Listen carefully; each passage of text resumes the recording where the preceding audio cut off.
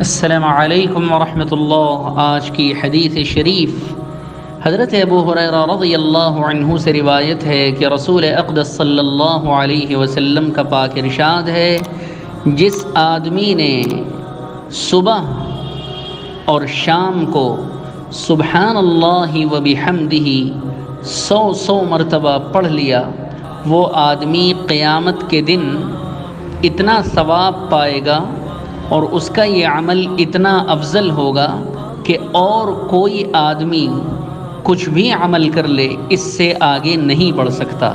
ہاں، کوئی آدمی بالکل یہی عمل لے کر آئے وہ، یا کوئی آدمی اس سے زیادہ مقدار میں پڑھ لے وہ اس کے برابر یا اس سے زیادہ ہو سکتا ہے۔ اس حدیث شریف کو حضرت امام مسلم رحمۃ اللہ علیہ نے روایت کیا۔ والسلام علیکم۔